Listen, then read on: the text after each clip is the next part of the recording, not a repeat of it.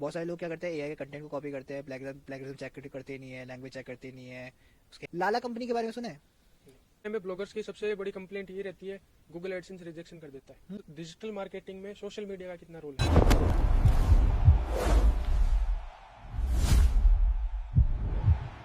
नमस्कार दोस्तों, स्वागत है आपका फाइडर टॉक्स में। आज हर जगह एक ही बात हो रही है, डिजिटल मार्केटिंग।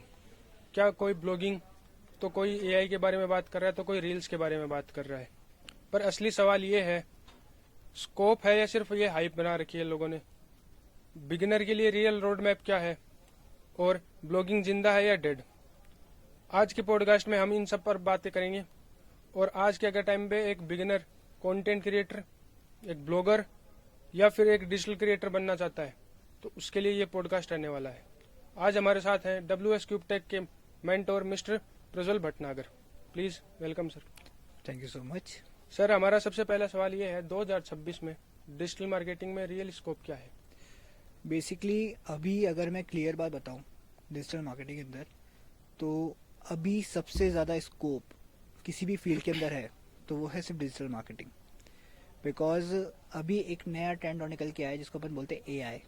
अब जब बात एआई की होती है तो काफ़ी सारे फील्ड्स के अंदर बहुत सारे लोग, जैसे कि वेब डेवलपमेंट की बात करते हैं या फिर एप्लीकेशन डेवलपमेंट की बात करते हैं, उनके अंदर एक छोटा सा एक डर है कि हम नहीं कर सकते, या फिर एआई तो करके ही दे रहा है, कोड हमें करके ही दे रहा है, हमारे को कोड बना के दे रहा है। वेब डेवलपमेंट की बात करते हैं तो आजकल कई सारे ऐसे टूल है जो हमें वेबसाइट बना के देते हैं, लेकिन अभी तक ऐसा कोई टूल आया नहीं मार्केट के अंदर जो लॉन्च हुआ हो कि जो मार्केटिंग कर सके। हाँ, एआई हमारा पार्टनर है पर हमारी जॉब नहीं ले सकता। तो स्कोप की बात करें तो सबसे ज़्यादा हाईएस्ट स्कोप आज के टाइम पे अगर जिस फील्ड में है तो वो है हमारे लिए अभी digital marketing. Sir, digital marketing में कौन सी एक स्किल जो सबसे ज्यादा आपको बेनिफिट दे, या उस पर आपको ज्यादा फोकस करना चाहिए? बेसिकली अभी तो अगर मैं बात करूँ किसी स्किल के बारे में तो स्किल ऐसी कोई मैट्रिक्स कोई पर्टिकुलर स्किल नहीं है कि जो आप बोलो कि सर इसमें मुझे बेनिफिट है, या फिर जैसे बात करें एसईओ की, सोशल मीडिया की, कंटेंट मार्केटिंग की, ईमेल मार्केटिंग की, सभी अपने आप में एक बहुत हाईएस्ट स्किल रखते हैं, हाईएस्ट पेइंग रखते हैं। बहुत बड़ी बड़ी कंपनीज है जो सिर्फ एसईओ के लिए आपको बहुत अच्छा पे कर रही है। कई कंपनीज तो ऐसी हैं जो आपको ईमेल मार्केटिंग के लिए बहुत अच्छा पे कर रही है। इस क्वेश्चन को अगर मैं थोड़ा सा ठीक करना चाहूँ तो ये हो सकता है कि सर ऐसी कौन सी स्किल है जिसपे हम अभी थोड़ा और ज़्यादा वर्क करें। तो बेसिकली अगर मैं आपको बताना चाहूँ तो सारी ही स्किल प्रैक्टिस मांगती है। चाहे आप एसईओ की बात करो, चाहे आप वेब डेवलपमेंट की बात करो, चाहे कंटेंट मार्केटिंग की बात करो, अगर जिस भी स्किल में आप ज़्यादा से ज़्यादा प्रैक्टिस कर रहे हो, वैसे मान लो कि अगर मैं एसईओ की बात करूँ, मैं अगर बेसिक नॉलेज लेके जाऊँगा तो मेरे पास ज़्यादा स्कोप नहीं है, लेकिन मैं हाईएस्ट नॉलेज लेके जाता हूँ, अच्छी नॉलेज लेके जाता हूँ, बहुत अच्छा प्रैक्टिस करके जाता हूँ जो आज के टाइम पे कंपनीज मांग रही है, तो बहुत अच्छा स्कोप है। हर स्किल में स्कोप है, यहाँ पे हर पर्टिकुलर मॉड्यूल में स्कोप है। सर, वो कौन से लोग हैं जिनके लिए डिजिटल मार्केटिंग बिल्कुल भी नहीं है? ऐसी अभी कोई भी पर्टिकुलर स्टूडेंट ऐसा नहीं है या पर्टिकुलर पर्सन नहीं है जिसके लिए डिजिटल मार्केटिंग नहीं है। हाँ, अगर कोई अपने पर्सन माइंड में ही सोच के बैठा है कि मुझे आईटी के सेक्टर में आना ही नहीं है तो उनके लिए तो फिर मना ही करूंगा लेकिन मैं। अगर सर अपन अगर बिजनेस फील्ड में भी जाते हैं, हम्म। तो वहाँ पे भी आपको डिजिटल मार्केटिंग की तो नीड पड़ेगी। हम्म। तो वहाँ पे तो वो मतलब उनके लिए तो वो चाहते नहीं कि हमें ये चीज़ें आए। तो या तो वो क्या करना चाहिए उनके लिए? देखो, सबसे इम्पोर्टेंट चीज़ है कि आपने जैसे बोला कि सर बिजनेस को डिजिटल मार्केटिंग रिक्वायरमेंट है। आजकल सारे बिजनेस, चाहे स्मॉल ग्रेड बिजनेस हो या फिर टॉप ग्रेड बिजनेस हो या फिर टॉप टियर 1 ग्रेड बिजनेस हो, हर टाइप के बिजनेस को डिजिटल मार्केटिंग की रिक्वायरमेंट होती है। अब दिक्कत क्या होती है कि आजकल मार्केट में कई सारे ऐसे पर्सन आ गए हैं, ऐसे डिजिटल मार्केटर्स आ गए जिन्होंने थोड़ी थोड़ी चीज़ सीखी है और फिर वो सोचते हैं कि हाँ मुझे बहुत कुछ आ गया है, हमें advance level of digital marketing आ गई है, हमें एडवांस चीज़ें आ गई है। ऐसा कुछ भी नहीं है, आप लोगों ने प्रैक्टिस करी नहीं है और उस चक्कर में हमारा मार्केट ख़राब हो गया। तो ज़्यादातर बिजनेस ओनर्स ये सोचते हैं कि अरे यार हमें तो डिजिटल मार्केटिंग रिक्वायरमेंट ही नहीं है, हम तो खुद ही कर लेंगे या फिर हम खुद करवा लेंगे मार्केटिंग की। और ज़्यादातर अगर आप जैसे बोला कि सर वो तो बोलते कि ऐसा नहीं है, तो उनको खुद को उस लेवल की नॉलेज नहीं होती मार्केटिंग के बारे में, इसलिए वो ऐसा सोचते हैं। सर, क्या एक बिगिनर डिजिटल मार्केटिंग को as a long career option में रख सकता है? हाँ बिल्कुल रख सकता है, मैं तो कहता हूँ कि उसको रखना चाहिए। इवन मैं सजेस्ट करना चाहूँगा सबको कि अपनी लाइफ के अंदर अगर आप कुछ भी नहीं कर रहे हो, या फिर जैसे कई सारे स्टूडेंट्स आजकल मैंने देखा है कि प्रोग्रामिंग भी कर रहे हैं, या फिर कहीं ना कहीं जैसे गवर्नमेंट जॉब की तैयारी करते हैं आजकल कई सारे बच्चे, नहीं लगती जॉब। एक साल कर दिया, नहीं लगी, 2 साल हो गए, नहीं लगी, फिर प्रैक्टिस करी, नहीं लगी। मैं ये कहता हूँ कि हर एक पर्सन को, हर एक स्टूडेंट को अपने अंदर एक ना एक स्किल डेवलप रखनी चाहिए, और उसके लिए डिजिटल मार्केटिंग सबसे बेस्ट है। सर एक बिगिनर के लिए स्टार्टिंग में क्या कौन सी चीज़ सही है, तो जॉब या फ्रीलैंसिंग? स्टार्टिंग में एज अ बिगनर अगर बात करूँ तो मैं हमेशा सबको सजेस्ट यही करता हूँ कि एक बार आपको जॉब में जाना चाहिए। बिकॉज होता क्या है कि बहुत सारे बच्चों की दिक्कत आती है, बहुत सारे स्टूडेंट्स ऐसे हैं मेरे जो सोचते हैं कि सर मैं तो जॉब नहीं करूँगा। जॉब तो नौकरी का काम होता है, जॉब मतलब नौकर। सब लोगों के दिमाग में आता है कि सर जॉब मतलब नौकर है, हाँ। हम किसी कंपनी में जा रहे हैं, उनके नौकर बन रहे हैं, वो हमारे को क्या कराएगा। और ये जो आपके माइंड में मेंटेलिटी डाली है ना, इंस्टाग्राम की कुछ रीलों ने डाली है हाँ। कि आपके सामने रील आती है कि हम क्यों नौकरी करें किसी की, हम क्यों गुलामी करें किसी की, हम तो बिजनेस के लिए पैदा हम हुए तो हैं। बिजनेस के लिए पैदा हुए हैं, हम तो पैसा कमाएंगे, हम तो ज्यादा से ज्यादा छापेंगे पैसा, हम पैसा छापेंगे, फरारी खरीदेंगे, दुबई में दुबई की बुर्ज खलीफा से पैसा उड़ाएंगे। हम्म। और ऐसे स्क्रीन्स भी उनके सामने आती कि उनके दिमाग में आता है कि हाँ ये चीज है, ये करना चाहिए। सर डिजिटल मार्केटिंग में मतलब रोल्स बहुत सारे होते हैं। एक बिगिनर के लिए कौन सी जो रोल है वो उसको बेस्ट बनाना चाहिए, या खुद के लिए मतलब जो एक स्टेबल हो जाए वो लाइफ में जाके आके, तो एक देखो कौन सा रोल है वो? देखो मैं आपको एक सबसे बढ़िया जवाब देता हूँ उस क्वेश्चन का। क्वेश्चन अच्छा है ये वाला। इसका बेसिक आंसर ये है कि जिस पे वो प्रैक्टिस ज्यादा कर रहा है, या फिर जिस मॉड्यूल के अंदर उसने अपने आप को ज्यादा स्ट्रांग बनाया है। मैं कई सारे स्टूडेंट्स को पढ़ाता हूँ, 1000 से भी ज़्यादा बच्चों को मैंने पढ़ाया है, 1000 से भी ज़्यादा स्टूडेंट्स को मैंने गाइड किया है। एंड बेसिक पॉइंट के अंदर क्या होता है कि ज़्यादातर बच्चे, मैंने देखा भी है, बहुत सारे बच्चे ऐसे कंफ्यूज हो जाते हैं कि सर हमें समझ में ही नहीं आ रहा। समझ में मतलब कि इतने सारे मॉड्यूल्स हैं और हमें पता ही नहीं चल रहा कि किस पे वर्क करें, हाँ। कौन सी चीज़ पे प्रैक्टिस करें, कहाँ पे करें। तो सबसे बढ़िया जवाब मेरा ये रहता है, देखो मॉड्यूल्स खूब सारे हैं, एसईओ भी है, सोशल मीडिया भी है, कंटेंट मार्केटिंग भी है, ईमेल मार्केटिंग भी है। मैं हमेशा सबको ये सजेस्ट करता हूँ एज अ बिगनर आप सबसे पहले किसी एक मॉड्यूल को पकड़ के स्ट्रांग बनाओ अपना। चाहे वो एसईओ हो, चाहे वो सोशल मीडिया हो, चाहे वो मेटा एड्स या परफॉर्मेंस मार्केटिंग हो। सबसे इंपॉर्टेंट चीज़ ये होती है कि अगर आप जिस फील्ड में अपने आप को स्ट्रांग बना रहे हो, उसके बाद बाकी स्टेप्स लो। हमेशा एज अ बिगनर लोग क्या करते हैं, वो सब में वो पूरा 360 डिजिटल मार्केटर बनना चाहते हैं। और मैं सबको सजेस्ट करता हूँ कि स्टार्टिंग में 360 सोचो ही मत। एक पर्टिकुलर स्किल पकड़ो, उस पे ही अपना 100% दो। जब तक वो स्किल तुम्हारी स्ट्रांग नहीं हो जाती, तब तक आप बोल जाओ कि अभी मैं आगे तक बढ़ सकता हूँ। क्योंकि अपनी उस स्किल को स्ट्रांग बनाओ जिसमें आप हो, हाँ। उसके बाद ही आप आगे बढ़ सकते हो। अदरवाइज तो मैं सर सजेस्ट नहीं डिजिटल करूंगा किसी को। मार्केटिंग में जॉब क्वालिफिकेशन के लिए क्या होता है? डिजिटल मार्केटिंग में सबसे इंपॉर्टेंट चीज जो जॉब क्वालिफिकेशन चाहिए, दैट इज कॉल्ड कि आपकी क्रिएटिविटी।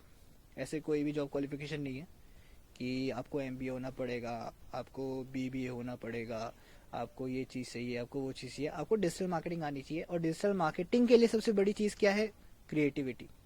कितना क्रिएटिव आप सोच सकते हो। जितना ज़्यादा क्रिएटिव आप सोचोगे, जितना ज़्यादा क्रिएटिव आइडियाज़ आप लेके जाओगे, उतनी ज़्यादा ग्रोथ है आपकी इस फील्ड में।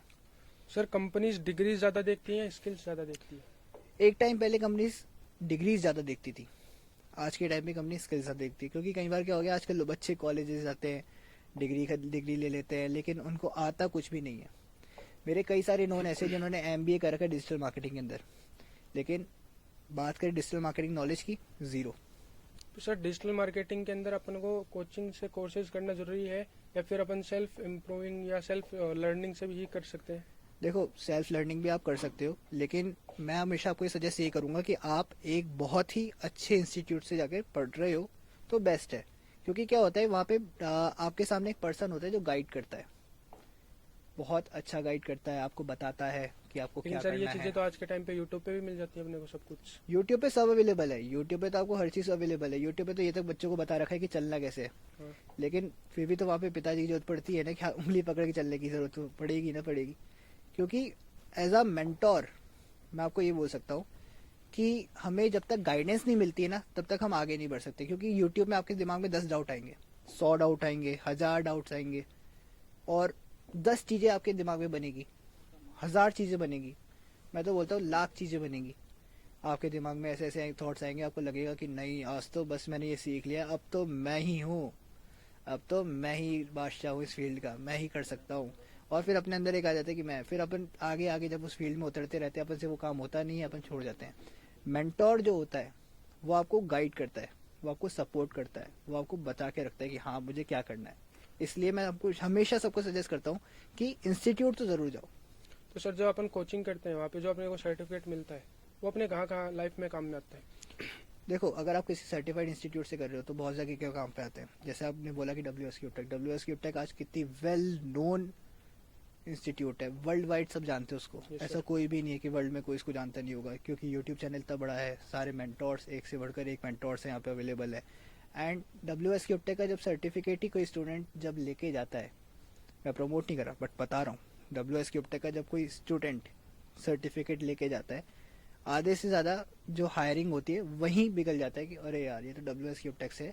फिर उसका इंटरव्यू लेवल भी उसी तरीके से होता है, क्योंकि सामने पता चल गया ना कि डब्ल्यू एस से आया वो, आधा स्टूडेंट आधा बच्चा तो नॉलेज तो पहले ही गेन कर चुका है वो।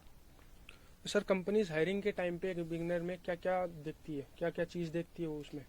देखो, हायरिंग के टाइम पे जो कंपनीज एज अ बिगनर किसी को देखती है कि भाई ये बंदा बिगनर है, तो इसमें सबसे ज़्यादा वो देखती है क्रिएटिविटी, कामनेस, कितनी काम वो हो सकता है, और कितना जल्दी वो सॉल्यूशंस निकाल सकता है बातों के, और कितना जल्दी वो लर्निंग कर सकता है, सीख सकता है चीज़ों को। क्योंकि क्या होता है कि आज की जो फील्ड है हमारी डिजिटल मार्केटिंग, यहाँ पे अभी देखो, आपने देखा होगा कई सारे नए नए टूल्स आ गए, हाँ. एआई आ गया। एआई बहुत सारे लोगों को अभी तक चलाना नहीं आया। एआई में आजकल लोग सिर्फ वीडियोस बना बना के डाल रहे हैं, हाँ. फेस स्वैप कर करके डाल देते हैं और बोलते हैं हम एआई रिसर्चर हैं, एआई एक्सपर्ट है, एआई के अंदर ये कर रहे हैं। लेकिन रियल में एआई किसी को ठीक से आया नहीं है। तो अभी कंपनीज ये मांग रही है जो जल्दी सीख सके, क्योंकि उनको ऐसा पर्सन चाहिए जो सीख सके, और वो बिगनर्स में ये ढूंढ रही है। सर रेज्यूमे से ज़्यादा पोर्टफोलियो इम्पोर्टेंट है क्या? बहुत इंपॉर्टेंट है। एक्चुअली होता क्या है, देखो मैं बताता हूँ। रिज्यूमे के अंदर आपने जो लिख रखा है वो सिंपल एक टेक्स्ट है सर. कि मुझे ये आता है, मुझे ये आता है, मैं एसईओ कर सकता हूँ, मैं सोशल मीडिया कर सकता हूँ, मैं परफॉर्मेंस मार्केटिंग कर सकता हूँ, मैं कंटेंट मार्केटिंग कर सकता हूँ, मैं सब कर सकता हूँ। वहाँ पे तो मैं अपने आप को भगवान दिखा सकता हूँ हाँ. कि भाई मैंने तो अपने आप को बहुत अच्छा ही अचीव कर रखा है। पोर्टफोलियो आपका वर्क प्रूफ होता है कि हाँ इसको आता है। क्योंकि क्या होता है कि मैं, जैसे मान लो कि आज मेरे सामने कई सारे पर्सन्स आते हैं, मुझे बोलते हैं कि सर मैंने ऑलरेडी वर्क कर रखा है। मैं बोलता हूँ दिखाओ। तो कर रखा है, कहाँ कर रखा है? हम्म. सर दिखाना पड़ता है क्या, कहाँ दिखाए? फिर वो बेचारे अपना लैपटॉप खोलते हैं, फिर वो फाइल ढूंढते हैं कि कौन सी फाइल पे कर रखा है, फाइल बनी भी है कि नहीं बनी हुई। फिर बहाना आता है कि सर क्लाइंट का था, क्लाइंट ले गया। हमारे पास तो था ही नहीं। तो ये चीज़ सबसे इंपॉर्टेंट होती है, क्योंकि आप जब किसी कंपनी में जाते हो तो वहाँ पे दिखाना पड़ता है कि देखो ये मेरे को आता है। क्योंकि क्या होता है, जब आप बिगनर हायर होते हो ना, तो कंपनी आपको बिगनर ही रखती है कि यार इसको तो अभी सिखाना पड़ेगा। लेकिन जब आप वहाँ पे पोर्टफोलियो दिखा देते हो तो कंपनी समझ जाती है कि इस पर्सन को आता है। तो वो आपको बिगनर लेवल तो नहीं समझती, वो इंटरमीडिएट लेवल समझ जाती है कि इंटरमीडिएट पे पर्सन, इसको इतना तो आता है कि सारी चीज़ें कर देगा। सर एक फ्रेशर इंटरव्यू के टाइम पे सबसे कॉमन मिस्टेक्स कौन सी करता है? फ्रेशर इंटरव्यू के टाइम पे सबसे ज़्यादा मिस्टेक जो करता है हाँ. वो ओवर हाइप हो जाता है। वो या तो ओवर एक्सप्लेन करता है, या वो अपने रिज्यूमे में ओवर मेंशन कर देता है चीज़ों को। सबसे बड़ी मिस्टेक तो रिज्यूमे के अंदर बताता हूँ, ओवर मेंशन करता है कि मुझे सब आता है, ऐसे ऐसे टूल मेंशन कर देता है जो उसको शायद आते भी नहीं होंगे, पर वो मेंशन कर देता है। उसको लगता है कि ये दिखा दूंगा तो मेरी हायरिंग ज़्यादा हो जाएगी। फिर जो एचआर्स होते हैं वो उस रिज्यूमे को निकाल निकाल के उसमें से खरीद खरीद के पूछते हैं कि अच्छा अब आपने ये बोल दिया है तो अब आप बताओ इसमें कैसा होता है, इसमें क्या होता है, इसमें क्या होता है। आंसर नहीं आता है तो चुप बैठ जाना कि अभी तो मुझे आता नहीं है, इसका तो मुझे पता ही नहीं है। वहाँ पे आप एक प्रॉपर आंसर कर सकते हो कि right now I don't have this knowledge of this type of things, but soon मैं इसके बारे में पढ़ के आपको जल्दी जवाब दे दूंगा, जिससे कि एचआर को लगता है कि हाँ ये बंदा सीखने के लिए अट्रैक्टिव है, कि हाँ मैं सीख सकता हूँ। हम ज़्यादातर बोलते हैं कि नहीं ये तो होता ही नहीं, ऐसा बोल देते हैं। कई कई लोग इतने ईगो में होते हैं या फिर इतने गर्म खून के होते हैं आजकल की, नहीं ये तो होता ही नहीं है। उस चीज़ के अंदर दिक्कत आ जाती है। तो सर एक जो एचआर होता है वो कॉमन कौन से क्वेश्चन पूछता है इंटरव्यू के अंदर? देखो, अगर एज अ बिगिनर की बात करूँ तो वो नॉर्मल नॉलेज पूछेगा एसईओ के बारे में, सोशल मीडिया के बारे में क्या होता है, क्वेश्चंस बता व्हाट इज सकते हो आप? एसईओ। जैसे मान लो हाँ आप एक व्हाट इज, एचआर हो, हाँ। तो आप कौन से क्वेश्चन पूछोगे एक फ्रेशर से? एज अ फ्रेशर अगर मैं पूछूंगा, सबसे पहले नॉर्मल नॉर्मल क्वेश्चन देखो, लेवल 3 होते हैं यहाँ पे। सबसे पहला लेवल होता है नॉर्मल, कि क्या होता है एसईओ, कितने टाइप्स होते हैं, क्या क्या चीज़ें कर सकते हो, क्या क्या बना सकते हो। सोशल मीडिया की बात करो तो क्या क्या प्लेटफॉर्म में कर सकते हो, कैनवा आता है क्या, पोस्ट बना लोगे क्या, रील बनानी आती है कि नहीं आती है, कंटेंट कहाँ से रिसर्च करोगे। ये तो नॉर्मल क्वेश्चन है जिसका आपने जवाब दे देगा, जिसका तो कोई भी इंसान यूट्यूब से पढ़ के जवाब दे सकता है। अब आता है इंटरमीडिएट क्वेश्चन, लेवल 2। थोड़े बहुत सिनेरियो टाइप्स, कि मेरा ये क्लाइंट का पेज है, इसकी ग्रोथ नहीं चल रही है, अगर मुझे इंगेजमेंट लेकर आनी है तो क्या करोगे, इतनी रील पे इतने व्यूज़ पे कैसे लेकर आओगे, कैसे गेन करोगे, कंटेंट कैलेंडर कैसे क्रिएट करोगे, मेरा ऑलरेडी फॉलोवर वाला पेज है, इसको कैसे ग्रो करोगे। फिर आता है थोड़ा expert. Above level, expert level. वहाँ सिनेरियोज आते हैं कि मेरा एक क्लाइंट का पेज है, यहाँ तक चल रहा था, पहले इतनी बढ़िया ग्रोथ आ रही थी, अच्छा खासा चल रहा था, अचानक से रुक गया, अचानक से ग्रोथ रुक गई है। क्या करना चाहिए मुझे उसको ग्रो करने के लिए, कैसे कैसे स्टेप्स उठाऊँ, क्या क्या चीज़ें बनाऊँ, मुझे बताओ। या फिर अभी पेज ऐसा चल रहा था, बीच में रुक गया है, पोस्टिंग नहीं करी थी, 1 साल हो गए पोस्टिंग नहीं करी है, इसके बाद अब बताओ क्या करूँ, अब पोस्ट कर रहा हूँ। तो वहाँ पे हमें क्या होता है कि हमें आंसर पूछ रहे होते हैं। देखो, मोस्ट ऑफ द टाइम में एचआर के पास आंसर होता है और वो लिखित में आंसर होता है, लेकिन एचआर क्या देखना चाहती है, एचआर ये देखती है कि इंसान कितनी जल्दी सॉल्यूशन बना बना के दे रहा है। इंपॉर्टेंट क्या होता है कि आप सॉल्यूशन सोच रहे हो, आप ब्लैंक नहीं हो। अगर आप सॉल्यूशन सोच सकते हो तो आप कर भी सकते हो, ये मांगती है एचआर। सर, अगर आज के टाइम पे अगर कोई ब्रांड किसी डिजिटल मार्केटर को हायर करती है तो सबसे पहले वो उसमें क्या चीज़ चेक करती है? क्रिएटिविटी, कितना क्रिएटिव वो सोच सकता है, कितना कामली वो वर्क कर सकता है, कितने नए नए आइडियाज वो ला के रख सकता है, और सबसे बड़ी चीज, वो ऐसा क्या नया दे सकता है जो बाकी डिजिटल मार्केटर नहीं दे रहे उस ब्रांड को, या फिर ऐसा क्या बढ़िया चीज वो प्रोवाइड कर रहा है उस ब्रांड को जो बाकी डिजिटल मार्केटर्स नहीं कर पा रहे, या फिर वो नहीं करवा पा रहा अपने खुद से ही। सर, एक ब्रांड के लिए फॉलोअर्स ज़्यादा इंपॉर्टेंट होते हैं या रिजल्ट्स? रिजल्ट्स, कन्वर्जन्स, लेकिन सर, कुछ जो रीच। ब्रांड्स हैं उनके फॉलोअर्स भी तो होते हैं। देखो एक चीज बताता हूँ, कई कई पेज आपने देखे होंगे जिसके 1-1 मिलियन 2-2 मिलियन फॉलोवर्स हैं, लेकिन हमें यहाँ पे सबसे बड़ा डिफरेंस समझना चाहिए फॉलोवर्स और ऑडियंस के बीच में। मेरे आज 1 मिलियन फॉलोवर्स हैं, और 1 मिलियन फॉलोवर के अंदर कोई भी यूजर मेरे पेज पे आके कोई एक्टिविटी नहीं कर रहा है, तो वो सिर्फ एक नंबर है। बट अगर मेरे पास 1,000 या 2,000 फॉलोवर्स हैं और उनमें से कुछ लोग 500-600 लोग कुछ भी एक्टिविटी कर रहे हैं, मुझे इंगेजमेंट दे रहे हैं, मुझे लाइक कर रहे हैं, मेरी रील को शेयर कर रहे हैं, सेव कर रहे हैं, कुछ ना कुछ एक्टिविटी करें, दे आर माई ऑडियंस। हमें कभी भी फॉलोवर्स के पीछे नहीं जाना चाहिए, हमें ऑडियंस को गेन करना चाहिए। बड़े बड़े ब्रांड्स क्या फोकस करते हैं, बड़े बड़े ब्रांड्स फोकस करते हैं ऑडियंस के ऊपर। जैसे जोमेटो, जोमेटो का काम क्या है, क्या काम है, ऑडियंस को ग्रैब करना। फूड डिलीवरी का ऐप है ना, है तो फूड डिलीवरी ऐप। हाँ। लेकिन जोमेटो का अगर आप इंस्टाग्राम देखोगे, क्या कल्ट इंस्टाग्राम है, एकदम मीम्स, एकदम कंटेंट ऐसे फनी फनी कंटेंट जो ज़्यादा शेयर हो, ज़्यादा से ज़्यादा ऑडियंस तक पहुँचे, कुछ फनी आए। प्रमोशनल कंटेंट वो बहुत कम कर रहा है, हम्म। वो मीम्स ज़्यादा शेयर करता है, वो ऑडियंस के पास ज़्यादा आ रहा है। उसका बेसिक मोटिव यही है कि मैं अपने आप को ऑडियंस के बीच में प्रेजेंट रखूं, कहीं ना कहीं ऑडियंस से कनेक्टिविटी बना के रखूं, जिससे ये ऑडियंस को लगे कि हाँ यार ये ब्रांड है। हम कन्वर्जन पे फोकस कर देते हैं जब हम सोशल मीडिया पे आते हैं ना, हमें तो कन्वर्जन चाहिए। मैं नहीं जानता, मुझे कन्वर्जन चाहिए। बट सर, एक जैसे कोई ब्रांड है, उसके इंस्टाग्राम फॉलोअर्स, वो तो तभी आएंगे ना जब उन फॉलोअर्स को उसमें इंटरेस्ट है, तभी तो वो फॉलो कर रहे हैं, वरना वो फॉलो क्यों करेंगे? देखो, इंटरेस्ट बनाना पड़ता है। देखो कई बार कई कई चीज़ ऐसी होती है आपके पास जो बेची गई होती है, कई कई चीज़ होती है जो आपने खरीदी होती है।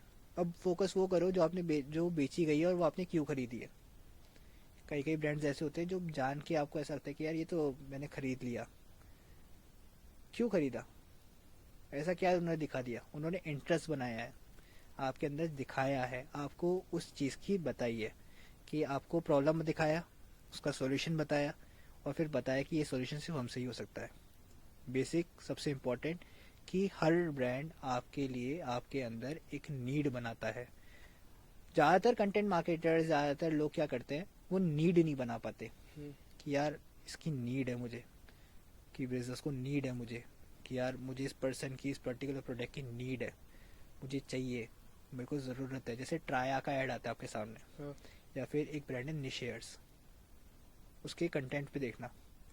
पारुल गुलाटी बहुत अच्छी इन्फ्लुएंसर है, बहुत बड़ी इन्फ्लुएंसर है, सब जानते हैं, लेकिन जब उसके कंटेंट की बात करते हैं तो कंटेंट वो प्रॉब्लम दिखाती है कि आपके बाल उड़ रहे हैं, देखो 5 मिनट में मैं ऐसा एक्सटेंशन लगाऊंगी आपके बाल एकदम करंट हो जाएंगे। ट्राया के बाल उड़ने की प्रॉब्लम्स है। नीड जैसे जैसे जनरेट करोगे आप उसके अंदर, यूजर के अंदर, वैसे वैसे वो आपके पास जनरेट आएगा। हम कन्वर्जन पे ना फोकस करके हम फोकस करें कि यार मैं यूजर को कैसे दिखाऊं कि आपको हमारी जरूरत है। हमें आपकी जरूरत नहीं है, आपको हमारी जरूरत है, और वो तभी आएगा। उसको वो चीज दिखाओ जो वो चाहता है देखना, कंटेंट दे दो वो देखना चाहता है, जो वो चाह रहा है लेना वो दिखाओ उसको। सर सपोज करो जैसे मान लो जयपुर में मेरा कोई मतलब रैंडम पर्सन का शॉप है या कोई ब्रांड है, तो अब मैं उसको कैसे ट्रस्ट दिलाऊं कि मैं उसका डिजिटल मार्केटर बन सकता हूँ? देखो सबसे इम्पोर्टेंट चीज क्या होती है, इस पर्टिकुलर पॉइंट के ऊपर आप सबसे इम्पोर्टेंट चीज पे फोकस करो कि उसको चाहिए क्या। कि भाई मुझे आपको सेल चाहिए, या फिर आपको सिंपल सा चीज़ चाहिए कि भाई मुझे तो बस सोशल मीडिया पे आना है, पेज चाहिए। अब जहाँ तक जैसे जयपुर की छोटी छोटी शॉप है, वहाँ पे आप बोलोगे लोगों को टाई अप करने जाते हो तो ज़्यादातर लोग बोलते हैं कि हाँ हाँ कर लेंगे। जैसे आप प्राइस वैल्यू रखते हो, बोलते नहीं यार मुझे तो पसंद नहीं है। क्योंकि वहाँ ज़्यादातर लोग क्या है, जेब खाली करना पसंद नहीं करते इन सब चीज़ों पर। उनको लगता है यार पैसा लेके भाग जाएगा, सोशल मीडिया पे क्या ही खर्च करे ना पैसा, या तो मैं खुद ही कर लूँगा। तो सबसे इम्पोर्टेंट चीज़ क्या होती है, पहले आप उनको बताओ कि उनको आपकी ज़रूरत क्यों है। कि भाई मैं आपके लिए सिंपल सी चीज़ है, आप कंटेंट डालोगे, लेकिन मैं एक ऐसा कंटेंट डालूंगा जो यूज़र आपको देख के आपके पास आएगा। जैसे आप इंस्टाग्राम पे देखते हो कई सारे कंटेंट आते हैं आपके सामने, कई कई चीज़ें ऐसे कंटेंट होते हैं जिसको आप सेव कर लेते हो, जिसको आप शेयर करते हो। मैं ऐसा कंटेंट बनाऊंगा जो शेयरेबल होगा, हम्म। जिसको लगेगा कि हाँ ये बंदा शेयर कर सकता है, ये बंदा ये कंटेंट है यहाँ जाना चाहिए, ये शेयर करना चाहिए। क्योंकि कैफ़े है या फिर दुकान है, दुकान में आप जो प्रोडक्ट बेच रहे हो क्या वो नॉर्मल है? नहीं, आपके हर एक प्रोडक्ट की वैल्यू है। हाँ। उसको ये बताओ कि आपके प्रोडक्ट की वैल्यू है, और वो जो प्रोडक्ट है वो बहुत ज़रूरी है आपके लिए, और हम वो दिखाएंगे यूज़र को। सर जैसे कुछ ब्रांड्स होते हैं जिनके जो ओनर्स होते हैं उनको डिजिटल मार्केटिंग की या फिर सोशल मीडिया की नॉलेज नहीं होती। कुछ डिजिटल मार्केटर उनके पास जाते हैं और उनको बताते हैं भाई हम आपके फॉलोअर्स पे काम करेंगे, और वहाँ पे वो उनको फेक फॉलोअर्स बढ़ा के दिखा देते हैं। तो उनसे कैसे बात किया जाए या उनसे कैसे मतलब उस बात को समझा जाए कि ये फेक फॉलोअर्स हैं, ये अपनी रियल ऑडियंस नहीं है ये? देखो सबसे इम्पोर्टेंट चीज़ क्या होती है कि आजकल के टाइम में बहुत सारे बिजनेस ओनर्स को ये लगता है कि यार फॉलोवर्स ही सब कुछ होते हैं। हाँ। पहले आप उनको बताओ कि आपके फॉलोवर्स जो आपके पास आ रहे हैं, इनमें से कितने लोग ऐसे हैं जो आपकी पर्टिकुलर सच में आपके पेज पे या फिर आपके पोस्ट पे एक्टिविटी कर रहे हैं। कितने ऐसे हैं? बोले 4 या 5 लाइक आते होंगे ज़्यादातर। 1000 फॉलोवर्स हैं, 1000 में से 4 लाइक आ गए, क्या आप इससे संतुष्ट हो? फिर आप उनको एंगेजमेंट खोल के दिखाओ। आपके फॉलोवर्स का इनमें है, आपकी ऑडियंस क्या है, हम्म। आपके पास आपकी फॉलोवर्स कितने एक्टिविटी कर रहे हैं, उनको ये बताओ। फिर उनको बताओ कि रियल में आपके जो फॉलोवर्स है वो कितने सही हैं कितने खराब हैं। ज़्यादातर लोग इसलिए हमारे डिजिटल मार्केटिंग में ना नहीं करवाते बिजनेसेस, क्योंकि बहुत सारे लोगों ने हमारे फील्ड को खराब कर रखा है इन हरकतों की वजह से। लेकिन जो रियल मार्केटर होता है वो सही से ग्रैब करना जानता है पर्सन को। सर एक चीज फेक फॉलोअर्स पे मैंने ये देखी है, आज के टाइम पे इन्फ्लुएंसर हो गए या स्पोर्ट्स एथलीट हो गए, उनकी 50% ऑडियंस रियल होती है और 50% वो फेक फॉलोअर्स बढ़ा के रखते हैं ब्रांड्स लेने के लिए, ब्रांड से कोलेबोरेशन करने के लिए। तो फिर भी ब्रांड उनके साथ कोलेबोरेट करता है, तो उसके पीछे क्या रीजन है? देखो सबसे इंपॉर्टेंट चीज़ क्या होता है, ब्रांड्स। कुछ लोग जो होते हैं ऐसे ब्रांड्स होते हैं, कुछ ब्रांड्स की बात करूंगा मैं, हर ब्रांड नहीं करता, बड़े से बड़ा ब्रांड नहीं करेगा। और ज़्यादातर जो इन्फ्लुएंसर्स होते हैं वो ट्राई तो यही करते हैं कि मुझे बड़ा ब्रांड ही टाई अप करे।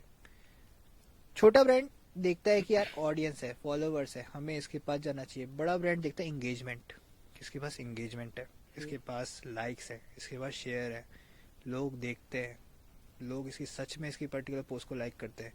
3-3 हज़ार जिसके पास फॉलोवर्स है उसके पास भी बड़े बड़े ब्रांड्स आते हैं। 10K 50K जिसके पास फॉलोवर्स उसके पास भी बड़े बड़े ब्रांड नहीं आते, क्योंकि इंगेजमेंट सबसे बड़ी चीज़ है यहाँ पे।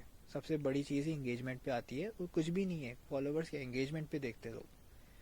अब उनको ये बात समझाने के लिए आपको बताना पड़ेगा, भाई सीधी बात है कि आप इंगेजमेंट देखो ना, नॉर्मल क्या देख रहे हो, नॉर्मल क्या देख रहे हो, नंबर देख रहे हो आप, फॉलोवर तो नंबर है वो तो। मैं बढ़ा दूंगा, लो 3-4 हो गए, खत्म करो, 500 हो गए, थोड़ी बार राइटिंग करी 500 हो गए, 700 हो गए, ऐसे ऐसे फॉलोवर चाहिए तो मैं ही बना दूंगा। ऑडियंस कितनी आ रही है वहाँ से वो देखो ना, ट्रैक करो ना, ट्रैकिंग इज इम्पोर्टेंट। सर एक फ्रेशर की डिजिटल मार्केटिंग में रियलिस्टिक सैलरी कितनी होती है? डिपेंड करता है उसके स्किल पे, उसकी नॉलेज पे। किसी की 10,000 भी हो सकती है, किसी की 5,000 भी हो सकती है। उसकी क्वालिफिकेशन के हिसाब से अगर बात करो तो किसी की 25,000 भी हो सकती है, किसी की 50,000 भी होती है, किसी की 40,000 भी होती है।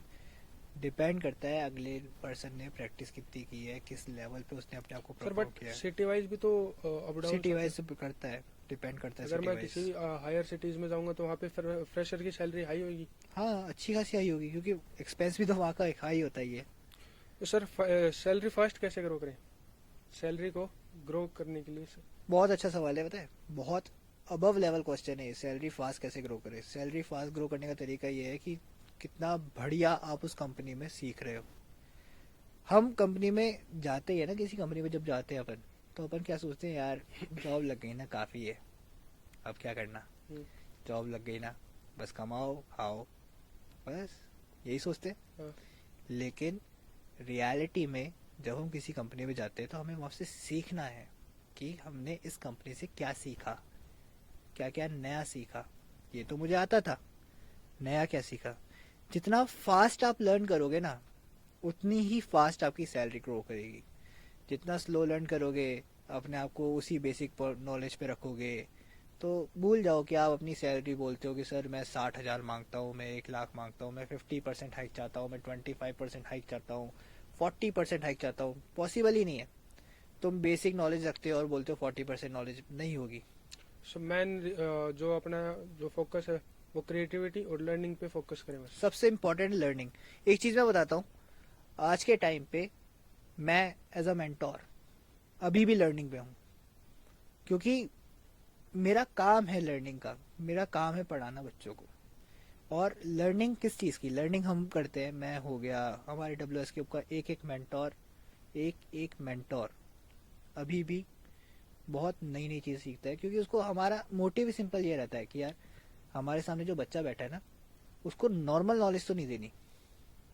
नॉर्मल मतलब कि हाँ ये ऐसे होता है, ये सोशल मीडिया होता है, ये पढ़ना है, वो किसी भी छोटे मोटे इंस्टीट्यूट पे जाके पढ़ सकता है। लेकिन हमारा बेसिक सबसे मोस्ट फेवरेट सारे मेंटोर का एक एजेंडा है कि यार जो सामने बच्चा बैठा है उसको एक ये नॉलेज देनी है कि अभी जो मार्केट में लोग प्रॉब्लम फेस कर रहे हैं, वो उसका सॉल्यूशन कैसे निकाल के लेकर आ रहा है।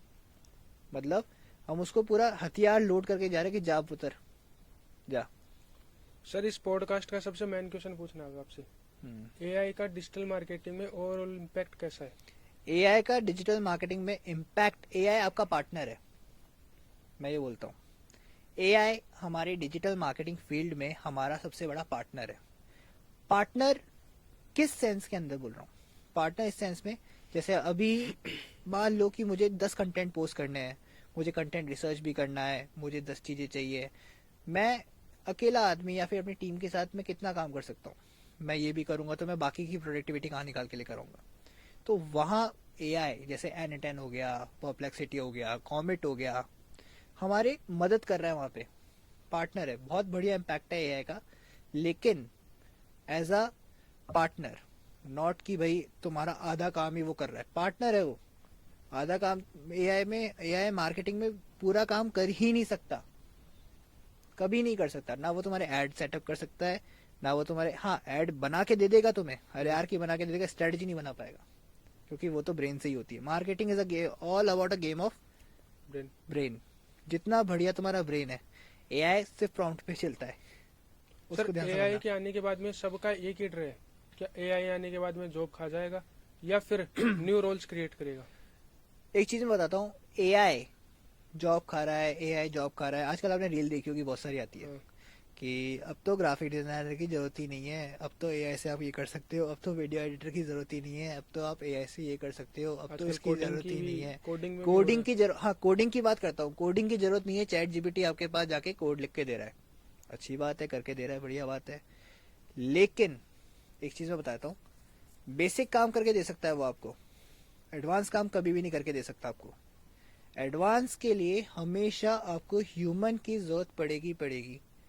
अब उसने मुझे जो कोड करके दिया है, कल को उसमें कोई एरर आता है, है। कौन सॉल्व करेगा? एआई को बोलूंगा भाई इसको ढूंढ, इसको एरर कल सॉल्व करके दे, ये करके दे, वो अपने खुद भी कुछ नया एड ऑन करके दे देगा, फिर उसको मैं प्रॉम्प्ट करूंगा अरे नहीं मुझे वही वाला चाहिए, इस चक्कर में दिक्कत होती है। लेकिन जो ह्यूमनाइज वर्क होता है वो अपने आप में एक अलग लेवल का होता है। सर आजकल यूट्यूब पे कुछ वीडियोज वायरल होती है जिसमें लोग बताते हैं कि भाई आप एआई से ऐप बनवा सकते हो, एआई से वेबसाइट बनवा सकते हो, तो वो कितना सच है फिर? देखो एआई से आप वेबसाइट बनवा सकते हो, बढ़िया बात है, एआई से आप ऐप भी बनवा सकते हो, बढ़िया बात है, लेकिन उसको मैनेज नहीं करवा सकते। मैनेजमेंट के लिए आपकी ह्यूमन की लेकिन जरूरत सर बट पड़ेगी। जो एक ऐप जो डेवलपर होता है उसके लिए तो रिस्क ही है। देखो ऐप डेवलपर के लिए रिस्की पता है कहाँ पर है? अगर मैंने वही वाली बात बोल दी वापस, आपने वही वाला क्वेश्चन पूछ लिया कि सर मैं बस चलना सीखा हूँ, हो जाएगा? नहीं होगा। बट सर स्टार्टर में तो जो स्टार्टिंग होती है एक, मतलब अगर मैं एक बेसिक ऐप बना रहा हूँ या मैं मान लो गेम बना रहा हूँ एक, तो वहाँ पे मेरे को डेवलपर की नीड नहीं है। तो हम्म। वहाँ तो एआई काम कर देगा, मेरे तो डेवलपर का हाँ, काम है फिर वहाँ पे। देखो बेसिक नॉलेज तो आपको रखनी ही नहीं ना आज के टाइम पे। आप कब तक बेसिक नॉलेज रखोगे? जैसे आप बात करें डिजिटल मार्केटिंग की करते हैं, डिजिटल मार्केटिंग में ऐसे ही होता है। अब टर्मोलॉजी बदल गई है, आंसर इंजन ऑप्टिमाइजेशन हो गया, जीईओ हो गया, एआईओ हो गया, बहुत सारी टर्मोलॉजीज बन गई है। कंपनीज रैंक कर चुकी हैं, और मैं बेसिक एसईओ की नॉलेज लेके जा रहा हूँ कंपनी के पास कि भाई मुझे तो ये आता है, हम्म। मैं तो आपकी वेबसाइट के लिए बैकलिंक क्रिएट कर दूंगा, मैं तो ऑन पेज कर दूंगा। कंपनी को चाहिए ही नहीं। कंपनी को चाहिए भाई मेरे को तो ये बता, तू मेरे को चैट जीपीटी पे कैसे लेकर आएगा, मेरे को तो ये बता कि मेरे को तो जेमिनाई पे कैसे लेकर आएगा। कोई अगर चैट जीपीटी से पूछता है कि बेस्ट रेस्टोरेंट जयपुर का कौन सा है, तो मेरे बारे में बोलना चाहिए वो ये कैसे करके लेकर आएगा। अब हमें तो वो बेसिक नॉलेज ही पता है, हमें ये थोड़ी पता है। तो ये इंपॉर्टेंट है, हम बेसिक पे ही क्यों टिके हुए अभी तक? नहीं सर, मेरा क्वेश्चन ये था, जब मान लो मेरे को एक बेसिक गेम बनाना हो प्ले हाँ, स्टोर के लिए, तो वो गेम तो मैं एआई से बनवा लूंगा, तो वहाँ पे तो जो डेवलपर है उनकी डिमांड कम है। देखो डेवलपर की डिमांड कभी कम हो ही नहीं सकती। डेवलपर की डिमांड बस रिफाइन हुई है, फिल्टर हुई है। देखो आपने बोला कि सर मैं बेसिक गेम एआई से बनवा लूंगा, लेकिन बेसिक गेम को आप बनवा लोगे, लेकिन उसको आगे जाके जो मैनेजमेंट होगा, उसके आगे अंदर उसके अंदर जाके जो उसके डेटाबेस कनेक्ट करने होंगे, उसका जो डेटा क्रिएट करना होगा, उसको लाइव करने का प्रोसेस होगा पूरा, उसके अंदर जो चीज़ें चेंजेस करवाने होंगे आपको, आगे जाके उसके अंदर और भी ज़्यादा अपडेट लेकर आना पड़ेगा, यूआई से बार बार चेंज करवाना पड़ेगा। वो तो ह्यूमन की रिक्वायरमेंट पड़ेगी ना। अब जैसे आप बेसिक वाला बोल रहे हो कि सर मैंने तो क्लास वन पढ़ी है बस, मैं जानता हूँ, इतना ही जानता हूँ। क्लास वन वाला तो अब किसको ही चाहिए? बट सर एक क्वेश्चन मेरा ये है, आज के टाइम पे जो डेवलपर है या जो कोडर है वो एआई यूज में लेते हैं, हम्म। बट जब वो एक इंटरव्यू देने जाते हैं या फिर जहाँ जॉब करते हैं वहाँ उनको एआई यूज में नहीं लेने देते। हाँ, तो वो क्यों नहीं लेने देते जब एआई उनका एक असिस्टेंट मान लो, या फिर उनका एक वो मान लो देखो कई कंपनीज है ना, ये आपको क्वेश्चन अच्छा है, कई कंपनीज करती हैं ऐसा कि आप एआई यूज नहीं कर सकते। और बेसिकली वो स्टार्टिंग पॉइंट में मना ही करते हैं, क्योंकि यार अगर मैं आपको पैसा पे ही कर रहा हूँ और आप सब सारा काम एआई से ही कर रहे हो, हम्म, तो फिर मैं आपको पैसा किस बात का पे कर रहा हूँ? कंपनीज, कुछ कंपनीज ऐसी होती है जो आपको बोलती है कि हाँ आप कर सकते हो, पर मुझे आपसे कि भाई बेसिक तो आपने एआई से बनवा लिया, आपने क्या नया करा, वो कंपनीज मांगती है। और ऐसी ही कंपनीज अच्छी होती हैं, हाँ तो ऐसी ही सर कंपनी उनका ग्रोथ जो मांगती है। टाइम जो नॉर्मल जो कोडर है उसको जहाँ 10 दिन लग रहे हैं, वो एआई से वो 5 दिन में करवा रहे हैं, तो वहाँ तो कंपनी का ही फायदा हुआ ना। तो हाँ, कंपनी का बहुत फायदा हुआ, इवन कंपनी का फायदा हुआ, पर्सन का फायदा हो रहा है, कंपनी का प्रोडक्टिविटी का फायदा हो रहा है। लाला कंपनी के बारे में सुना है? लाला कंपनीज होती है जिनको ज्यादा नॉलेज नहीं होती है, उन्होंने थोड़ा बहुत इधर इधर से थोड़ा ज्ञान ले लिया, थोड़ा ब्लॉग पढ़ लिए, थोड़े दोस्तों से सुन लिया, थोड़े बहुत अपने भाई बंधुओं से सुन लिया कि यार एआई से मत करवाना, एआई तो करके एआई करके दे देगा, तो तू पर्सन को क्यों हायर करके बैठा है। हम्म, बहुत सारे मेरे दोस्त ऐसे हैं जैसी कंपनियों में जॉब कर रहे हैं, उनके जो बॉस है उनको ये बोलते हैं अरे सब कुछ काम एआई करके दे रहा है, तो मैंने तेरे को क्यों हायर कर रखा है। बॉस की मेंटेलिटी ये है कि मैं एआई को पे करूँ ना, तेरे को क्यों पे करूँ क्यों? हाँ भाई तेरे को पैसा पे करो, तू करना काम। उसको ये मतलब नहीं है कि भाई वो बंदा जब अपना एक काम बचा रहा है तो उस पर्टिकुलर टाइम के अंदर वो तुम्हें 10 प्रोडक्टिविटी काम करके दे सकता है।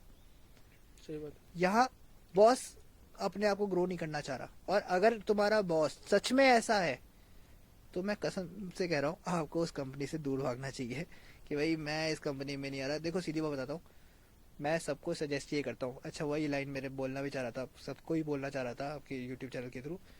तुम्हारा बॉस अगर तुम्हें सपोर्ट नहीं कर रहा कि यार सीखो कुछ, कुछ लर्निंग लेकर आओ, कुछ नया लेकर आओ, कुछ आगे बढ़ो, कुछ करो काम। तो एक बात ध्यान रखना, आप कभी ग्रो नहीं कर सकते, कभी भी ग्रो नहीं कर सकते, क्योंकि तुम्हारा बॉस सपोर्टर होना चाहिए तुम्हारे लिए, तुम्हारा सीनियर सपोर्टर होना चाहिए। जैसे आज मैं अपनी बात करता हूँ WS टेक में, मैं मेंटोर तो हूँ, हमारे को बोलते भी है कि यार प्रोडक्टिविटी लेकर आओ, कुछ बनाओ, हमारे को सपोर्ट किया जाता है यहाँ पे एज अ मेंटोर। मैं बोल रहा हूँ मेरी लाइफ के अंदर WS ने बहुत अच्छा रोल क्रिएट किया है, बहुत अबव लेवल रोल क्रिएट किया है कि यार सीखने को प्रमोट करने को बोलते हैं हमको कि सीखो यार, तुम खाली क्यों बैठे हो, कुछ सीखो। खाली बैठा तो इंसान कुछ भी कर सकता है, खाली बैठा मैं रील स्क्रॉल कर रहा हूँ, खाली बैठा मैं गेम खेल रहा हूँ, PUBG खेल रहा हूँ, वो नहीं चाहिए हमें। हमें चाहिए कि यार ये बंदा बैठा है तो ये 10 चीजें सीख ले अभी बैठ के, जिससे कि हम उनके लिए नहीं, उन्होंने कभी नहीं बोला हमारे लिए मत सीखो, हम्म। खुद के लिए सीखो। तुम क्या कर रहे हो, ये चीज मुझे वहाँ पे बहुत ज्यादा अट्रैक्ट करती है, WS टेक की अबव लेवल बनाती है। सर एक दो पर्सन है, एक है जो एआई को प्रॉपर यूज में लेता है और एक है एआई के बिना यूज में, दोनों में डिफरेंस क्या है? AI को जो प्रॉपर यूज ले रहा है ना, मैं एक चीज बताता हूँ, वो आधे से ज्यादा चीजों के अंदर प्रोडक्टिविटी को ऐड ऑन कर रहा है कि मुझे अब एनहांस वर्क पे लेके जाना है अपने आप को। एनहांस मतलब मैं अपने आप को और ज्यादा ग्रो करवाना चाह रहा हूँ, और ज्यादा वर्किंग में लेकर आना चाहता हूँ, और ज्यादा चीजों पे वर्क करना चाहता हूँ, अपने आप को स्ट्रांग बनाना चाहता हूँ। जो AI पे वर्क कर रहा है, जो नहीं कर रहा है ना, वो समझ जाओ वो बेसिक पे है कि यार मैं नहीं कर पाऊंगा, क्योंकि उसको वो चाह ही नहीं रहा अपने आप को ग्रो कराना। भाई ये तुम बेसिक नॉलेज लेके अगर आगे बढ़ रहे हो तो तुम्हारे को फिर तुम खुद ही नहीं चाह रहे हो कि मैं ग्रो करूं। भाई तुम्हारे पास एक सपोर्टर है, तुम्हारे पास एक पार्टनर है, उसको ग्रो कराओ ना, उसको यूज करो, उसको लेकर आओ अपने पास। सर एक बिगिनर के लिए तीन कौन से वो टूल एआई टूल्स हैं जो उसको सीखने जरूरी चाहिए? एक बिगनर के लिए सबसे बड़ी चीज जो मैं आपको सजेस्ट करूंगा in the field of digital marketing, AI agents. वो एजेंट्स कौन से, मतलब टूल्स कौन AI से हैं वो एजेंट्स आपके? उसके लिए आपको N10 बहुत बढ़िया है, Zapier अच्छा है, और make.com अच्छा है। ये उसको सीखने ही पड़ेंगे, सीखने ही चाहिए। और एक सर आज के टाइम पे अगर लोगों से बात करें एआई के बारे में, तो उनके जो लफ्ज पे जो वर्ड रहता है वो एक ही रहता है, उसका नाम है चैट जीपीटी। चैट जीपीटी के अलावा वो कुछ नहीं जानते कि एआई में और क्या क्या चीज मिलती है उनको। तो इसके पीछे कुछ बताओ आप। चैट जीपीटी इसलिए बिकॉज चैट जीपीटी ने क्या कर रखा है, चैट जीपीटी ने अपने आप को अपग्रेड किया है, बहुत ज्यादा अपग्रेड किया है, और अपने आप को मार्केटाइज बहुत अच्छा कर दिया। लेकिन जो रियल मार्केटर्स होते हैं ना, उनको पता होता है कि इसके बाद भी अलावा भी बहुत सारे टूल है। जैसे कि अगर मैं बात करूँ चैट जीपीटी से अलावा, परप्लेक्सिटी बेस्ट टूल आज के टाइम पे रिसर्च करने के मामले में।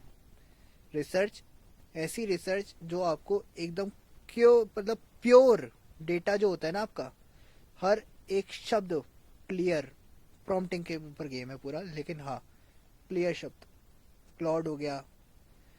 तो कई सारे टूल है, लेकिन चैट जीपीटी ने क्या कर रखा है, चैट जीपीटी ने अपने आप को स्टैंड आउट कर रखा है, क्योंकि उसने अपने आप को मार्केट उस लेवल पे कर रखा है कि आप चैट जीपीटी के अलावा को जानते नहीं हो, इसलिए।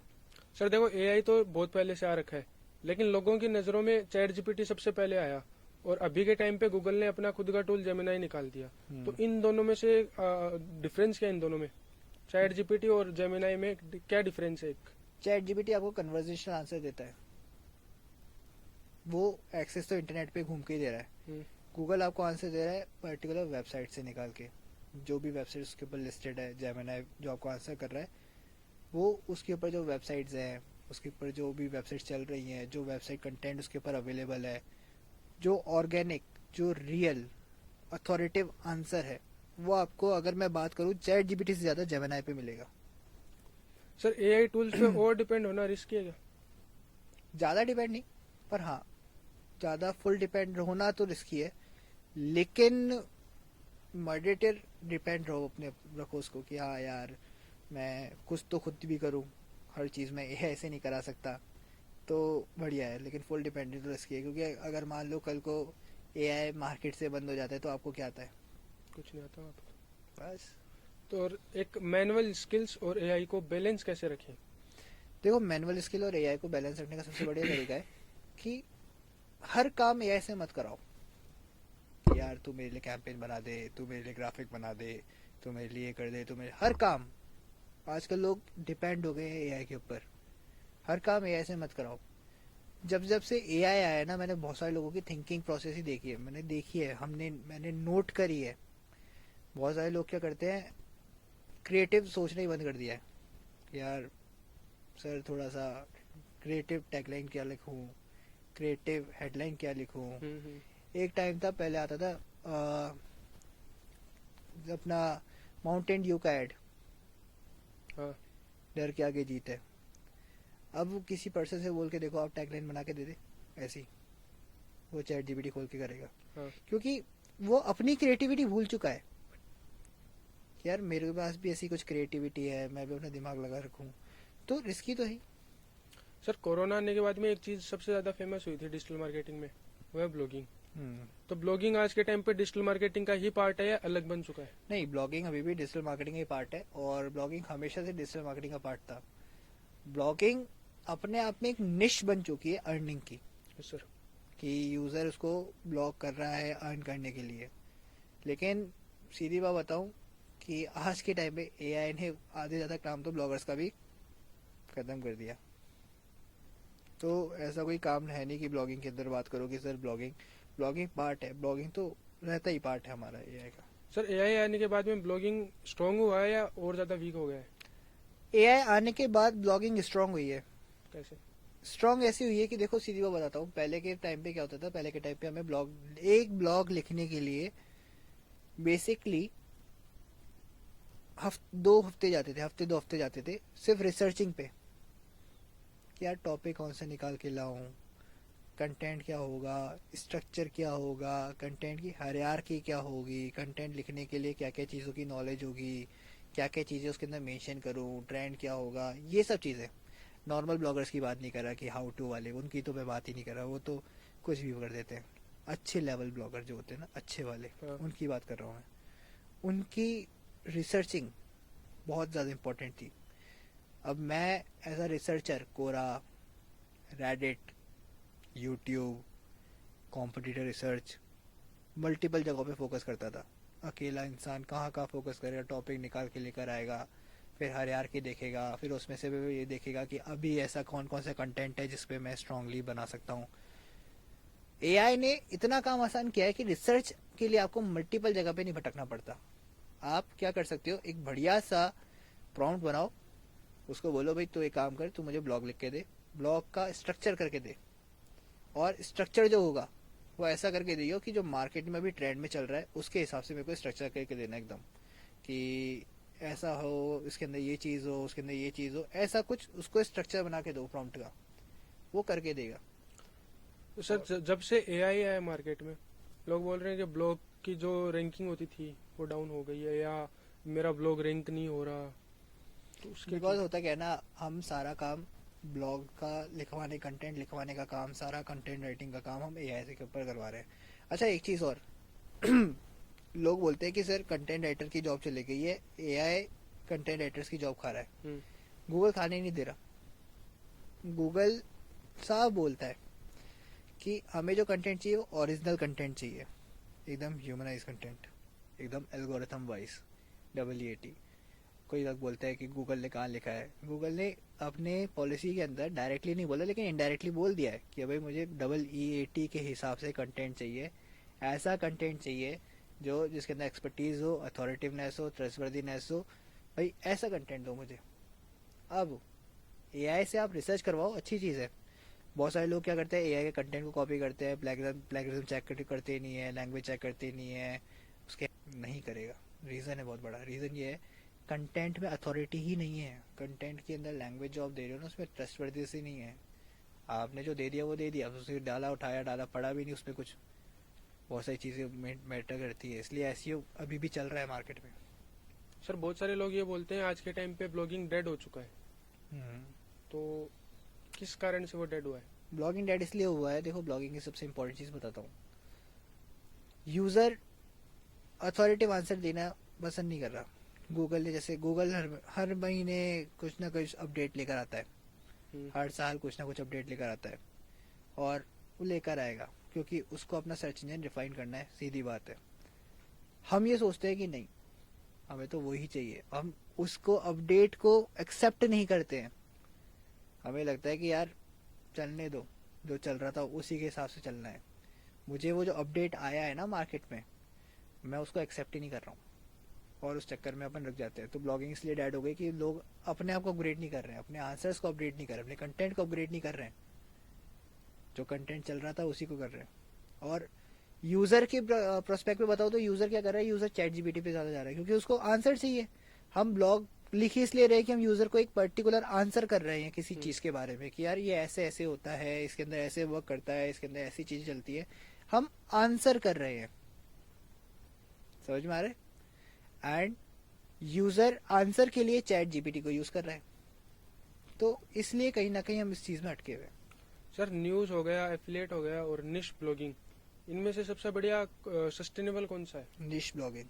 निश ब्लॉगिंग। किसी पर्टिकुलर निश के ऊपर आप वर्क करो और उस निश के ऊपर बढ़िया चलाते रहो। सर बीच में एक ट्रेंड चला था जिसमें लोग एक्सपायर डोमेन्स को बाय करते थे, लाइक हाँ। गवर्नमेंट डोमेन्स हो गए जो एक्सपायर हो गए, हाँ उनको बाय करते थे। हाँ। तो उनको बाय करने का उनके पीछे रीजन क्या होता था? उसके पीछे रीजन ये होता था कि उनके ऊपर ऑलरेडी बहुत अच्छी बैकलिंक्स बनती थी, बैकलिंक्स अच्छी होती थी, बहुत top tier websites, high domain websites, authority websites के साथ उनका टैप होता था, बैकलिंक्स का बना रखा था। तो लोग क्या करते थे, उसको खरीद के ये सोचते थे कि हम कर लेंगे। MNPRC एक वेबसाइट है, उन्होंने भी ये करा था, लेकिन अब वो गायब हो गई है इस चक्कर में। तो सर वो गायब होने का रीजन क्या है? मतलब गायब होने का रीजन ये है कि भाई गूगल ने अपडेट कर लिया ना अपने आप को। गूगल जानता है, गूगल डोमेन को भी रीड कर रहा है कि यार ये गवर्नमेंट का डोमेन है और आप ये डोमेन पे ऐसे कैसे वर्क कर रहे हो। एक्सपायर डोमेन था, यूजर क्या करता है, एक्सपायर डोमेन ले तो उसको चेक नहीं करता, उसकी बैक स्टोरी चेक नहीं कर रहा कि बैक स्टोरी क्या है, पहले क्या था, अभी कैसा काम चल रहा है। तो मैं ये कहता हूँ एक्सपायर डोमेन लो, ले सकते हो, कोई दिक्कत नहीं है, पर उसको चेक तो करो, उसकी हेल्थ तो चेक करो कि क्या पता वो रेस्ट्रिक्टेड हो। वो ऑलरेडी रेस्ट्रिक्टेड हो, तुम उसे खरीद लिया और तुम उसके ऊपर वर्क कर रहे हो, उसके ऊपर कंटेंट डाल रहे हो, तो इम्पोर्टेंट है।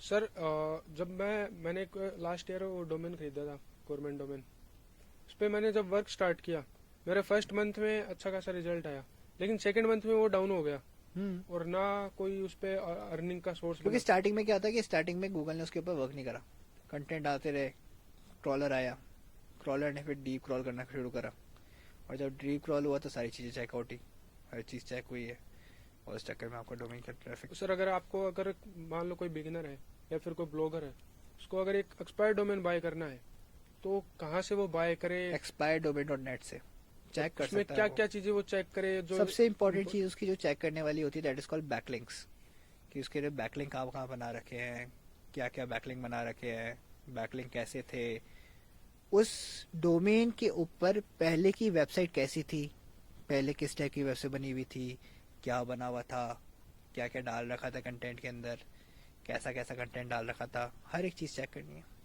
सर ब्लॉगिंग से एक रियलिस्टिक अर्निंग कितनी हो सकती है एक मंथली बिगिनर के लिए? बिगनर के लिए अगर मैं बताऊं, अगर वो किसी एक निश के ऊपर वर्क कर रहा है तो बेसिकली देखो डिपेंड करता है, वो लाख 1.5 लाख भी कमा सकता है, वो 4 लाख भी कमा सकता है, वो 5 लाख भी कमा सकता है, वो 10,000 भी कमा सकता है। डिपेंड करता है, डिपेंड करता है उसकी कंटेंट क्वालिटी के ऊपर, डिपेंड करता है उसकी कंटेंट की अथॉरिटी के ऊपर। सर आजकल यूट्यूब पे वैसे बहुत सारे ब्लॉगर्स आते हैं जो ये क्लेम करते हैं कि 1-2 महीने में और अर्निंग स्टार्ट करें ब्लॉगिंग से, कितना सच है इसमें? बिल्कुल सच नहीं है। इसके पीछे रीजन क्या है? वो मतलब जो बताते हैं वो क्या रीजन के कारण देख होता है? बता देता हूँ। देखो 1-2 महीने में तुम अगर ब्लॉगिंग कर रहे हो और तुम्हारा कंटेंट में स्ट्रांग नहीं है, देखो सबसे पहली चीज क्या होती है, कचरा कंटेंट के ऊपर तुम कर सकते हो, पर कचरा कंटेंट तुम उतना पे नहीं करेगा। वो ये बोलते हैं कि तुम एडसेंस से पैसा कमाओ। मैं ये बोलता हूँ अगर ब्लॉगिंग में सच में पैसा कमाना है तो गेस्ट ब्लॉगिंग सबसे बढ़िया मेथड है। एडसेंस, आपने बड़ी बड़ी वेबसाइट देखी होगी, search engine land yes sir. बहुत बड़ी वेबसाइट है, मार्केटिंग माइंड्स बहुत बड़ी वेबसाइट है, ऐसी बहुत बड़ी बड़ी वेबसाइट है। वो तो नहीं कर रही गूगल एडसेंस अप्रूव, क्योंकि उनके पास बिजनेस आते हैं अपने आप को अप्रूव कराने, और उसका वो पे कर लेते हैं कि भाई इतना आपको हमें पे करना पड़ेगा तब आप हमारे बिजनेस के ऊपर आ सकते हो, क्योंकि उनके पास ट्रैफिक वैसा है ना। ट्रैफिक पे फोकस करो ना, और ट्रैफिक के लिए आपको निश ब्लॉगिंग में जाना पड़ेगा। सर स्टूडेंट्स के लिए ब्लॉगिंग एक साइड इनकम हो सकती है क्या? हाँ, तो उसके लिए एक प्रॉपर रोड मैप बताइए जिससे वो उस चीज को फॉलो करे। देखो, अगर मैं एक प्रॉपर रोड मैप की बात करूँ तो प्रॉपर रोड मैप ये हो सकता है कि सबसे पहले स्टूडेंट को ये फोकस करना पड़ेगा कि वो किस निश में ब्लॉग कर रहा है। क्या होता है, कई बार हम ऐसी निश के ऊपर ब्लॉग लिखते हैं जिसको ट्रेंड ही नहीं होता, जिसको कोई पढ़ ही नहीं रहा। तो पहले निश सब स्पेसिफाई करो कि मैं कौन सी निश के ऊपर काम कर रहा हूँ। मैं डिजिटल मार्केटिंग में करना चाहता हूँ या फिर मैं न्यूज़ के ऊपर कर रहा हूँ। न्यूज़ तो मैं किसी को सजेस्ट नहीं करता खैर। एंड या फिर पर्टिकुलर कुकिंग के ऊपर कर रहा हूँ, फैशन के ऊपर कर रहा हूँ। एक निश को स्पेसिफाई करो एंड देन ट्रेंडिंग टॉपिक्स जो भी मार्केट में चल रहे हैं। देखो, टॉपिक्स सबसे इंपॉर्टेंट है ब्लॉगिंग के अंदर।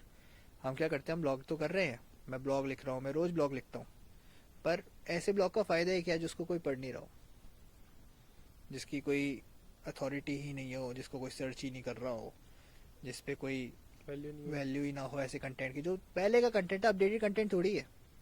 इस कंटेंट को सर्च करना, कीवर्ड्स रिसर्चिंग उसको आनी चाहिए टॉप, क्योंकि सबसे इंपॉर्टेंट चीज़ ये होती है कीवर्ड्स कैसे, बढ़िया बढ़िया कीवर्ड, तो sir high keyword search research कहाँ वॉल्यूम से कीवर्ड। करें? सैमरश, सैमरस। सैमरश सबसे बेस्ट है। सैमरश को सारे डिजिटल मार्केटर्स बहुत अच्छा टूल मानते हैं। तो सर जैसे मान लो एक बिगिनर है तो उसके लिए एआई भी यूजफुल है फिर तो? एआई सिर्फ रिसर्चिंग के मामले में यूज़फुल है। मैं हमेशा ये बोल रहा हूँ, बार बार यही बोलूँगा, एआई रिसर्चिंग के मामले में यूज़फुल है, स्ट्रक्चर बनाने के मामले में यूज़फुल है, लेकिन अगर तुम पूरा कंटेंट लिखवाओगे तो ये तो सर आजकल ये भी तो चलता है, जैसे मान लो पूरा कंटेंट लिखवा लिया फिर हम्म, उसको एक ह्यूमन के हिसाब से उसको कस्टमाइज करना, तो वो अलाउड है या फिर वो भी नहीं अलाउड। नहीं अलाउड? क्योंकि रीजन क्या है, वो कितना ही ट्राई कर ले वो ह्यूमनाइज टच नहीं दे पाएगा, नहीं दे सकता ह्यूमनाइज टच। ह्यूमनाइज टच में बहुत अलग होता है। एक सैमरश के ब्लॉग पढ़ना, सर्च इंजन लैंड के ब्लॉग पढ़ना, और फिर वैसे ही एक कंटेंट एआई से लिखवाना, दोनों में डिफरेंस पता चलेगा बहुत बड़ा। सर आज के टाइम पे ब्लॉगर्स की सबसे बड़ी कंप्लेंट ये रहती है गूगल एडसेंस रिजेक्शन कर देता है। कोई अल्टरनेटिव है जो उससे भी बेटर हो? टबूला, टबोला। टबूला अच्छा है, एड्स्ट्रा अच्छा है। टबूला भी अच्छा पे करता है, एड्स्ट्रा भी अच्छा पे करता है। एडस्टेरा। एड्स्ट्रा बहुत अच्छे अच्छे सर प्लेटफॉर्म्स हैं। एडसेंस का मेन इश्यू क्या होता है रिजेक्शन करने का? एडसेंस मेन इशू रिजेक्शन का सबसे इम्पोर्टेंट ये चीज़ है कि तुम्हारा कंटेंट,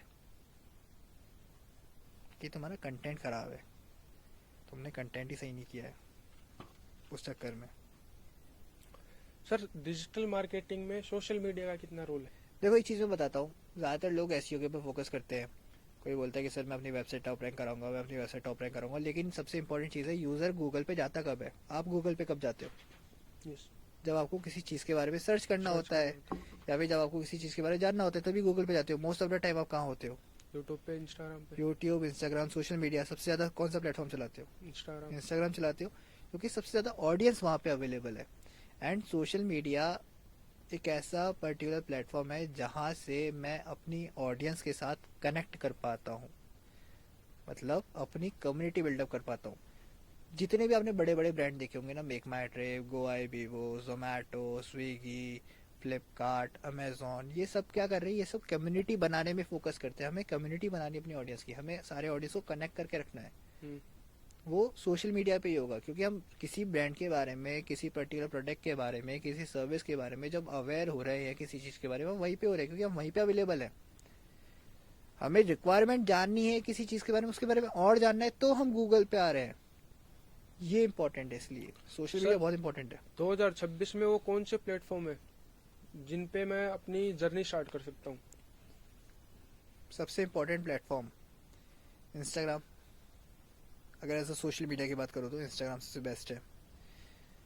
और अगर एआई की बात करूँ, लर्निंग फेसेस में जा रहे हो तो N10 बहुत अबव लेवल टूल है। सर साथ में जो बिगिनर स्टार्ट कर रहा है वो अर्निंग के बारे में भी सोचेगा?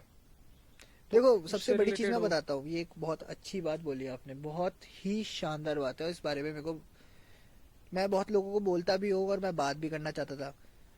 हमेशा जो बिगिनर्स होते हैं ना, जो लर्नर्स होते हैं, वो अपना माइंडसेट ये रखते हैं, यार मुझे कमाना है, मुझे तो बस पैसा चाहिए एनी हाउ, हम्म। मैं तो बस, उसके माइंड में पैसा ही घुसा हुआ है।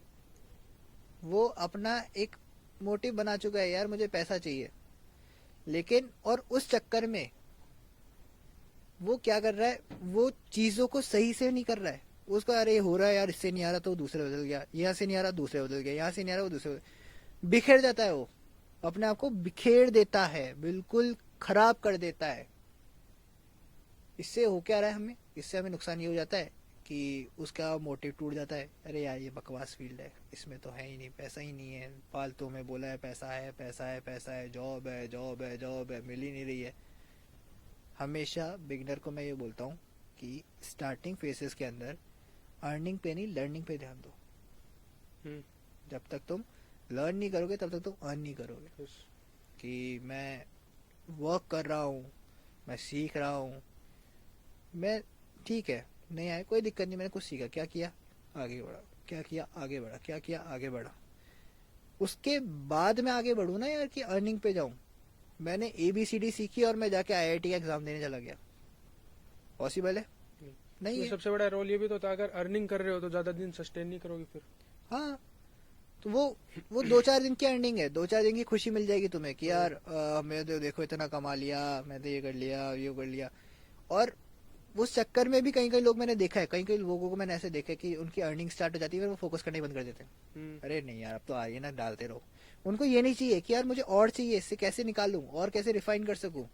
बहुत सारे लोग होते हैं जो रिफाइन करने पे फोकस करते हैं कि यार इससे और रिफाइन करना है, इससे तो मुझे और अच्छा अर्न करना है, इससे तो मुझे और ज्यादा डीप लेकर आना है, लेकिन नहीं करते वो। उनको लगता है कि नहीं यार। सर सोशल मीडिया से अर्निंग करने के वो कौन से मेथड है? जो एक इन्फ्लुएंसर है जिसके पास 1K फॉलोवर है या 1 लाख फॉलोवर है, उसके पास कौन कौन से जो मेथड्स है जिससे वो अर्न कर सकता है? सोशल मीडिया पे सबसे पहला है अफिलिएट मार्केटिंग। Yes. दूसरा एज एन इन्फ्लुएंसर अगर मैं बात करूं तो वो खुद भी ब्रांड्स को टाई अप कर सकता है, जा जाके बोल सकता है भाई Yes. अगर आप 1K फॉलोवर बारे बोल रहे हो तो आप नैनो इन्फ्लुएंसर हो।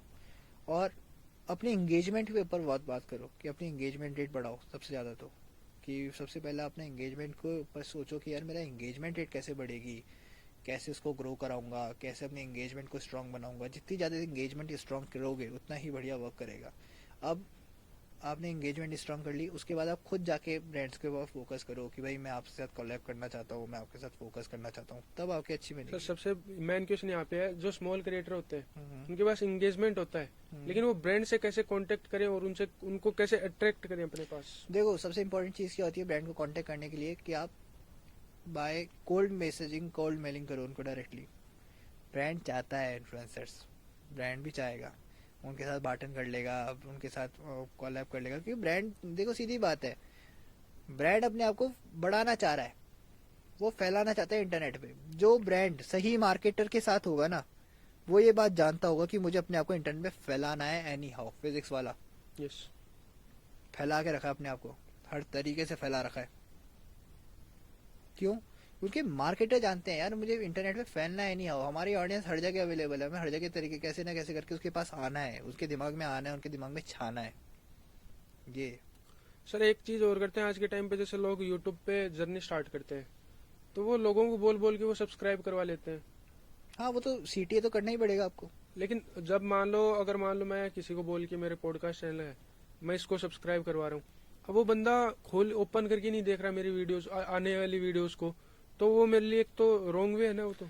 देखो सब्सक्राइब आपने करा लिया, पर अपने सब्सक्राइबर्स के साथ कुछ ना कुछ कनेक्शन तो बनाओ। आपने देखा होगा अगर आपको ऐसा चाहिए तो आप मेरे इंस्टाग्राम को मैसेज भी कर सकते हैं, हमें कमेंट भी करो।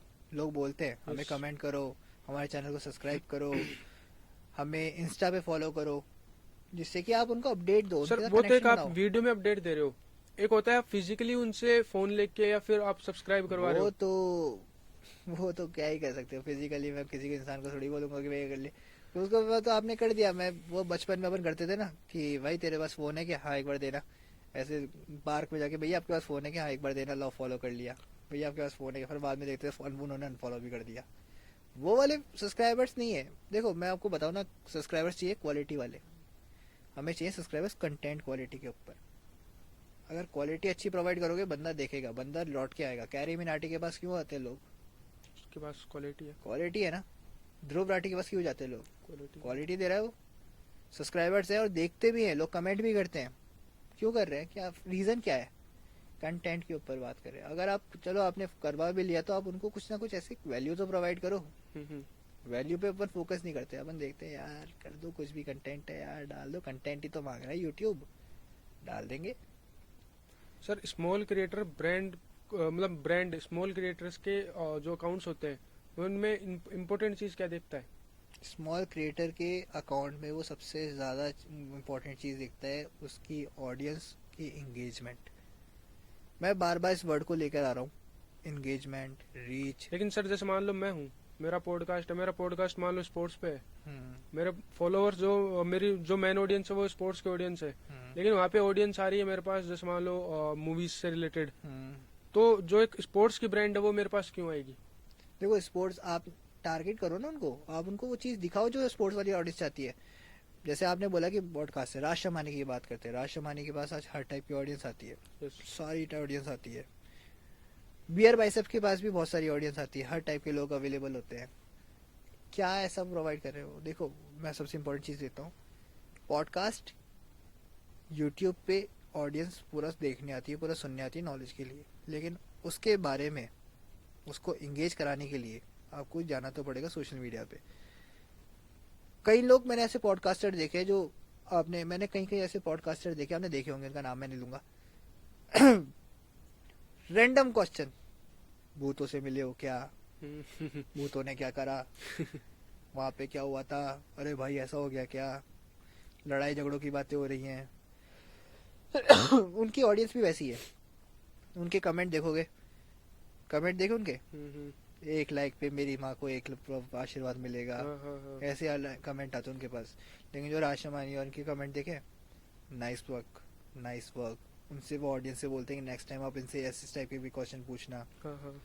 क्योंकि ऑडियंस एक्टिव मांग रही है। आप कंटेंट दो ना। पॉडकास्ट में क्या बात कर रहे हो आप? पॉडकास्ट में भूत के बारे में थोड़ी बात करोगे, आपने मौत के बारे में सोचा है, क्यों सोचेगा वो इंसान मौत के बारे में? वो बंदा बंदा जीना चाह रहा है यार, क्यों सोचेगा वो? सही बात है। सर इम्पोर्टेंट है। जैसे आपने इंगेजमेंट की बात की इतनी देर से, तो मैं इंगेजमेंट को कैसे अपना ग्रो करूं ऑर्गेनिकली? ऑर्गेनिकली एंगेजमेंट ग्रो कराने का सबसे बड़ा रीजन, सबसे बड़ा स्टेप, आप ऑडियंस एक्टिविटी करवाओ, कुछ ना कुछ एक्टिविटी की। कमेंट करो, आपके पास ये आ जाएगा। फ्री रिसोर्स प्रोवाइड करो, कमेंट करो, हम आपको ये चीज़ प्रोवाइड करेंगे। कमेंट डाउन योर व्यूज, अपने दोस्तों को शेयर कराओ। मतलब फोकस करो कि ऑडियंस कुछ ना कुछ तो करे ही, कुछ ना कुछ तो करे, शेयर करे, कमेंट करे, लाइक करे, उनको कुछ हुक छोड़ दो यस। कि आपको ऐसा क्या लगता है कि इस चीज़ में ऐसा होगा। अगर आपको लगता है कि जैसे इस पॉडकास्ट में सही बात हुई है, या फिर आपके भी मन में कुछ होता है कि इस चीज़ को रिलेटेड ये भी होता है, या फिर आपको लगता है कि मैंने कोई ऐसा कुछ क्वेश्चन पूछना चाहिए था, तो कमेंट कर दो। मैं आपको पर्सनली इस कमेंट का रिप्लाई करूंगा। तो सर सोशल मीडिया में कंसिस्टेंसी इम्पोर्टेंट है या फिर क्वालिटी? कंसिस्टेंसी प्लस क्वालिटी दोनों इंपॉर्टेंट है। आप क्वालिटी भी प्रोवाइड करोगे लेकिन कंसिस्टेंटली उस क्वालिटी के ऊपर वर्क नहीं कर रहे हो तो डाउन तो जाओगे ही जाओगे। लेकिन सर जैसे मान लो राज शमानी है, हाँ। अपन उसका एग्जांपल लेते हैं, वो 2 वीक 3 वीक बाद में एक पॉडकास्ट डालते हैं वो हाँ, क्योंकि उसका एक पॉडकास्ट के लिए स्क्रिप्टिंग इतनी बड़ी होती है ना। उसने कंसिस्टेंटली वो 2-3 वीक कर रहा है, 1 साल 2 साल नहीं कर रहा है, 2-3 वीक कर रहा है, क्योंकि उसने अपनी ऑडियंस को उस हिसाब से ट्रेन कर चुका है। हमारा सबसे इम्पोर्टेंट फोकस क्या होता है, हम ऑडियंस को ट्रेन नहीं कर रहे हैं, ये सर। हम ऑडियंस को ट्रेन नहीं करते हैं। राज Shamani, beer bicep, Dhruv Rathee audience को ट्रेन कर रहा है कि भाई मेरे और जो पॉडकास्ट आएंगे वो इतने वीक में ही आएंगे, आप एक्टिव रहो। पर उस वीक के आने से पहले वो छोटे छोटे ग्लिप्स आपके सामने क्रिएट करा रहा है कि यार मैं इससे पॉडकास्ट करने वाला हूँ, मैं ये करने वाला हूँ, मैं वो करने वाला हूँ। एक हाइप अप रहती है कि हाँ यार ये बंदा नेक्स्ट कुछ अच्छा लेकर आने वाला है। वो हाइप अप क्रिएट करवाना सबसे इम्पोर्टेंट है। सर वायरल होने के लिए ट्रेंड को कॉपी करना जरूरी है, हाँ, तो वो कभी कभी हार्मफुल भी होता है हमारे लिए। ट्रेंड कॉपी किस तरीके से कर रहे हो वो इम्पोर्टेंट है ना। मान लो कि मैं ट्रेंड कॉपी कर रहा हूँ नेगेटिव तरीके से, मैंने अरे यार जैसे आजकल ट्रेंड चल रहा है क्रिस का गाना सुनने का, बहुत सारे ब्रांड कर रहे हैं, बहुत सारे ब्रांड इसको यूज कर रहे हैं। कुछ नेगेटिवली कर देते हैं अपने आप को उसके अंदर, कुछ रैंडमाइज डाल देते हैं कुछ भी। तो इम्पोर्टेंट ये है ना कि वो ट्रेंड जो चल रहा है उसको आप कैसे क्रिएट करो। जोमेटो को देखा है आईपीएल का ट्रेंड किससे स्टाइल से क्या कंटेंट डालता है। हाँ। एक बार पहले ट्रेंड चलता है एक मछली पानी में गई छपाक, उसका भी एक पोस्ट ने क्रिएट किया, बहुत शेयरिंग हुई थी उसकी। उसने एक और बनाया था तुम दूध मांगोगे दूध देंगे, खीर हाँ, मांगोगे खीर देंगे। ब्लिंकिट नहीं किया था शायद ये। ब्लिंकिट और जोमेटो का कोलैबोरेशन हुआ था हाँ जब। This is called brain wise point. Sir, जो बिगिनर्स मेटा के बारे में सीखना चाहते हैं, आप उनके लिए क्या रोड मैप बनाना चाहते हो भाई, एक प्रॉपर रोड मैप हो? मेटा के अंदर क्या सीखना चाहते हैं? मेटा में कंटेंट डालना सीखना चाहते हैं, कंटेंट मेटा के ऊपर वर्क करना चाहते हैं, या फिर मेटा मेटा में एड्स मैनेजर? क्या एड्स जो होते हैं? सिर्फ मेटा एड्स? हाँ, मेटा एड्स। मेटा एड्स के लिए सबसे बढ़िया रोड मैप मैं आपको ये सिखाऊंगा। सबसे पहले अपने कंपटीशन रिसर्च के ऊपर वर्क करो। दूसरी चीज़ है अपने ऑब्जेक्टिव के ऊपर फोकस करो, केपीआईज के ऊपर फोकस करो, बजटिंग को किस तरीके से यूज़ किया जा सकता है, बजट को किस तरीके से यूज़ किया जा सकता है उसके ऊपर फोकस करो। कन्वर्जन रेट ऑप्टिमाइजेशन, इस वर्ड को सीखो अच्छे से, क्योंकि हमें कन्वर्जन रेट पे फोकस नहीं करते हम। हम्म। बजट ही तो है, मेरा थोड़ी है, क्लाइंट का है, वो फोकस करना सीखना है। आरओआई और आरओएस को कैसे सही मायने पे लेकर आना है वो सीखना है। सर, बहुत कुछ सीखने आरओआई की और आरओएस की full form? Return on investment और रिटर्न ऑन एड स्पेंड, कि कितना मैंने स्पेंड करा और मुझे कितना मिला, वो चीज़ें। सर, ये सब बातें तो हो गई पॉजिटिव जो डिजिटल मार्केटिंग से। अब एक टॉपिक है जो आज के टाइम पे लोगों में डर है उस चीज का, एआई का। नेगेटिवली अगर देखें तो एआई से लोगों की जो प्राइवेसी है वो लीक हो रही है। तो उसके पीछे मतलब अगर आप कोई सॉल्यूशंस दो। देखो, मैं आपको सिंपल सी चीज़ ये बता सकता हूँ कि ज़्यादा चीज़ें सोशल मीडिया पे शेयर ना करो तो बेहतर रहेगा। हर टाइप की चीज़ों को ज़्यादा सोशल मीडिया पे एक्टिव ना रखो तो बेहतर रहेगा। अलर्ट यूज़ करो, कनेक्टिविटी बिल्डअप करो, चेकआउट करो कि कहाँ कहाँ क्या हो रहा है, और अपने चीज़ों को अपने तक ही रखो तो ज़्यादा बेहतर रहेगा। ज़्यादा लोगों तक शेयर ना करो। तो जैसे आजकल एआई स्वैप चल रहा है। हाँ, फेस स्वैप चल रहा है। हाँ, तो उसके अंदर भी बहुत सारे ऐसे हैं जो मतलब उनका नॉर्मल इंस्टाग्राम पे सबकी प्रोफाइल पब्लिक होती है, तो वहां से वो उनका फेस स्वैप करते हैं। तो उनके लिए मतलब गवर्नमेंट का कुछ रूल हो या फिर मान लो कोई रेस्ट्रिक्शन हो? अभी तक तो गवर्नमेंट ने ऐसा कोई रेस्ट्रिक्शन निकाला नहीं है, लेकिन निकाला भी है शायद। एक रेस्ट्रिक्शन निकाला है उन्होंने फेस स्वैप के ऊपर कि भाई अगर ऐसा कुछ कांड होता है या कोई करता है क्राइम तो उसको जेल तो है, फिक्स जेल मिलती है। गवर्नमेंट कर रही है सपोर्ट, गवर्नमेंट अपने ब्याह पे पूरा सपोर्ट कर रही है। अब ज़्यादातर लोग क्या करते हैं, जिन जिनके फेस स्वैप आपने देखा होगा, बहुत सारे ऐसे वीडियोस आए दिन लीक हो जाती है आए लेकिन दिन। ये सर ज्यादातर हमने देखा ये जो सेलिब्रिटीज होते हैं उन्हीं के साथ ये चीजें प्रॉब्लम होती है। क्योंकि सीधी बात है ना, हमारी ऑडियंस जो है वो चीजें देखना पसंद कर रही है, ऑडियंस सपोर्ट कर रही है। हाँ। जो आप भाई अगर तुम सपोर्ट करोगे तो वो तो करेगा, क्राइम करने वाला करेगा। हमें उस चीज को खुद को बोलना चाहिए ना कि नहीं यार, हम नहीं कर रहे शेयर, हम नहीं चाहते शेयर। वो बोलते हैं लिंक दे लिंक दे लिंक दे। ये तो गलत बात है ना। कल को खुद को सोचना चाहिए भाई, यहाँ पे अगर मेरी बहन होती तो क्या होता, ये सही बात है। मेरी बेटी होती तो मैं भी मांगता क्या लिंक है। तो उनको सोचना चाहिए ना, वो भी तो किसी बाप की बेटी होगी, किसी भाई की बहन होगी, किसी घर का कुछ होगा। जबकि वो वीडियो तो रियल भी नहीं है। रियल भी नहीं, उनको पता है रियल नहीं है, सब हाँ। पता है उनको रियल नहीं है, लेकिन मल्टीपल शेयरिंग करते हैं कि अरे यार आज तो रील लगा दिया है, आज तो ये कर दिया है। अगर उनको शेयर करने का शौक ही है, इतना वो चाहिए ही, तो उनको बोलो कि भाई घर पे तुम्हारी मम्मी है, फोटो खींचो, लगाओ वीडियो, हाँ। बनाओ, देखो आराम से। घर पे तुम्हारी बहन है, फोटो खींचो, करो फेस स्वैप, लगाओ, देखो। सही बात है। सही बात है ना। क्यों किसी दूसरे की बेटी की जिंदगी खराब करनी है? हाँ। क्यों किसी दूसरे की बच्चे की जिंदगी खराब करनी है? घर पे तुम्हारे पास माँ है, बहन है, दादी होंगी, ताऊजी होंगी, ताईजी होंगी, फोटो खींचो ना उनकी। बहुत वीडियोस अवेलेबल है इंटरनेट पे, खींचो, लगाओ फेस, एंजॉय करो। भाई आज के एपिसोड में आपके साथ बहुत सारे मिथ्स क्लियर हुए।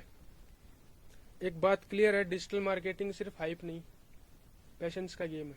स्किल्स, पैशंस, कंसिस्टेंसी और लर्निंग के साथ आज भी ये बहुत स्ट्रॉन्ग करियर ऑप्शन बन सकता है। अगर आज का एपिसोड आपको पसंद आया हो तो शेयर, लाइक और कमेंट करें और चैनल को सब्सक्राइब भी करें।